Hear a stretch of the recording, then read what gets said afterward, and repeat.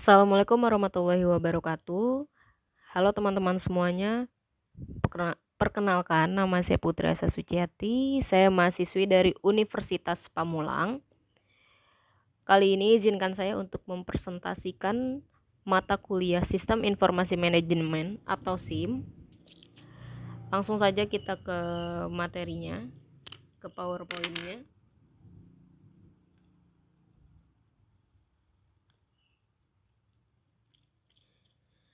Di slide pertama ada logo Universitas Pamulang.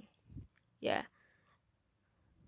saya berkuliah di Universitas Pamulang sejak tahun 2018 dan sekarang saya sudah memasuki semester 6. Saya berkuliah di Universitas Pamulang, lebih tepatnya di gedung 2 yang ada di Victor, di alamat Jalan Raya Puspiptek, Buaran, Kecamatan Pamulang, Kota Tangerang Selatan. Di sini saya akan mempresentasikan mata kuliah Sistem Informasi Manajemen atau SIM yang berjudul Analisis Pengembangan Sistem Informasi Manajemen. Di sini juga saya berharap mahasiswa semua termasuk saya dapat menganalisis dan mengembangkan sistem informasi manajemen baik di lingkungan perkuliahan maupun di lingkungan sekitar.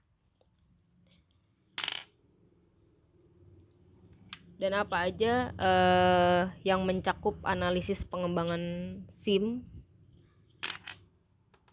Yang pertama itu ada siklus hidup sistem atau System Life Cycle, SLC, adalah penerapan pendekatan sistem untuk pengembangan sistem atau subsistem informasi yang berbasis komputer.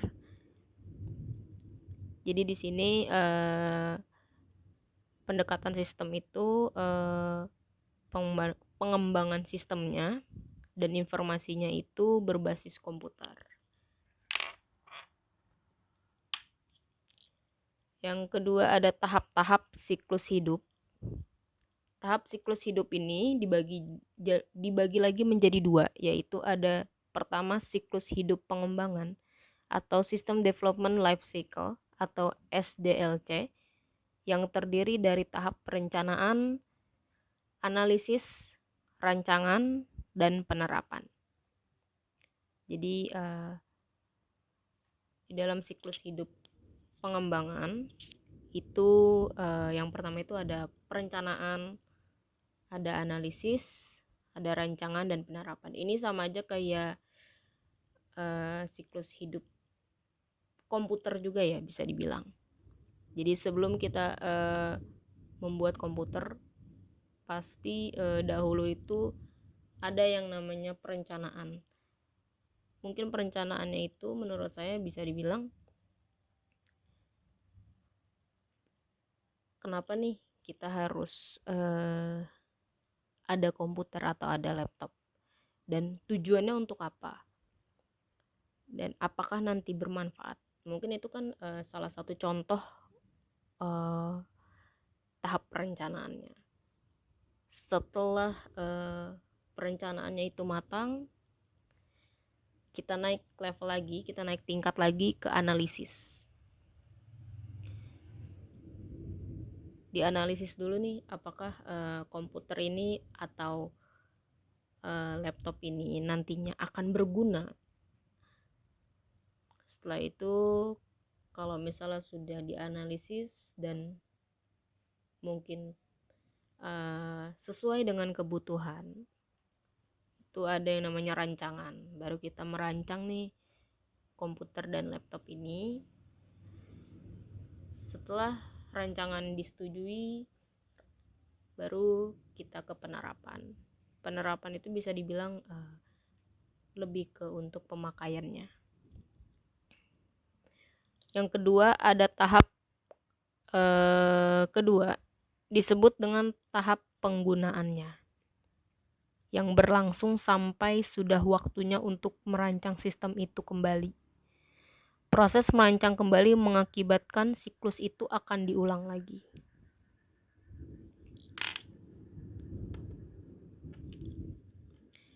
Ada pengelolaan siklus hidup.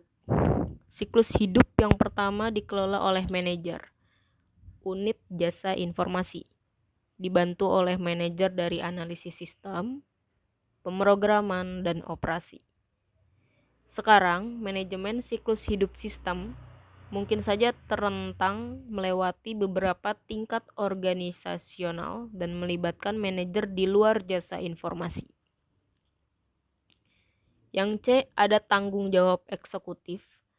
Ketika lingkup sistem menyempit dan fokusnya lebih operasional, kemungkinan besar kepemimpinan akan dipegang oleh eksekutif tingkat yang lebih rendah, seperti wakil direktur utama, direktur bagian administrasi, dan CIO.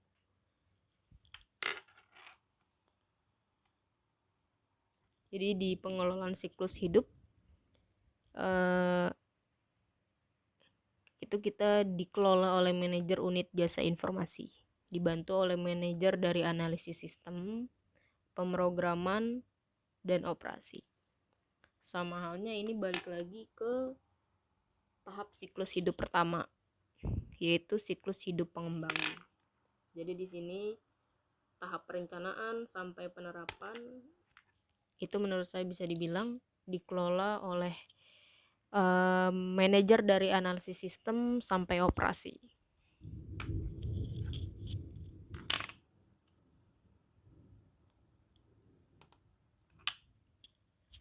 Ada komite pengarah SIM.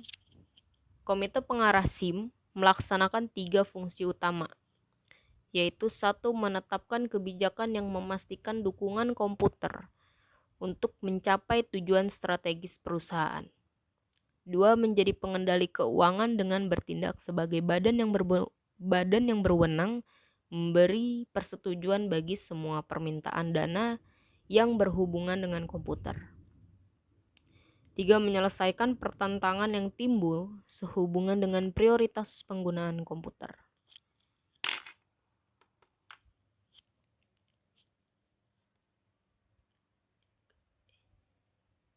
Lanjut, ada kepemimpinan proyek. Tim proyek mencakup semua orang yang ikut serta dalam pengembangan sistem berbasis komputer. Suatu tim mungkin memiliki belasan anggota yang terdiri dari pemakai, spesialis informasi, dan mungkin audit internal. Tidak seperti komite pengarah SIM, tim proyek tidak berkelanjutan dan biasanya dibubarkan ketika penerapan sistem telah selesai. Yang kedua ada tahap siklus hidup pengembangan sistem. Ini dibagi lagi, yang A ada tahap perencanaan. Adapun langkah-langkah tahap perencanaan yang pertama menyadari masalah. Kebutuhan akan proyek CBIS biasanya dirasakan oleh manajer perusahaan, non-manajer, dan elemen-elemen dalam lingkungan perusahaan. 2. Mendefinisikan masalah. Setelah manajer menyadari adanya masalah, ia harus memahami dengan baik agar dapat mengatasi permasalahan itu. Yang ketiga, menentukan tujuan sistem. Manajer dan analis sistem mengembangkan suatu daftar tujuan sistem yang harus dipenuhi oleh sistem untuk memuaskan pemakai. Yang keempat, ada mengidentifikasi kendala-kendala sistem. Sistem baru tidak akan beroperasi bebas dari kendala. 5. Membuat studi kelayakan. Ada 6 dimensi studi kelayakan, yaitu teknis, pengembalian ekonomis, hukum dan etika, operasional, jadwal. 6. Mempersiapkan usulan penelitian sistem. Jika sistem dan proyek nampak layak, diperlukan penelitian sistem yang menyeluruh. Penelitian sistem akan memberikan dasar yang terinci untuk rancangan sistem baru. 7. Menyetujui atau menolak penelitian proyek. Manajer dan komite pengarah menimbang pro dan kontra dari proyek dan rancangan sistem yang diusulkan. 8. menetapkan mekanisme pengendalian. Sebelum penelitian sistem dimulai, Komite Pengarah SIM menetapkan pengendalian proyek dengan menentukan apa yang harus dikerjakan, siapa yang melakukannya, dan kapan akan dilaksanakan. 5. Tahapan penerapan. Langkah-langkah penerapan: merencanakan penerapan, mengumumkan penerapan, mendapatkan sumber daya perangkat keras, mendapatkan sumber daya perangkat lunak, menyiapkan database, menyiapkan fasilitas fisik.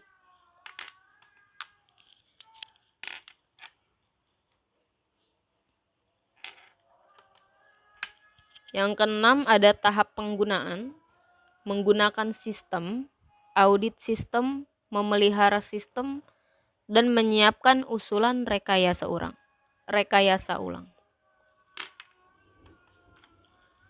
Mungkin sampai di sini aja presentasi tentang analisis pengembangan sistem informasi manajemen yang bisa saya presentasikan. Kurang lebihnya saya Putri Esa Suciati mohon maaf. Assalamualaikum warahmatullahi wabarakatuh.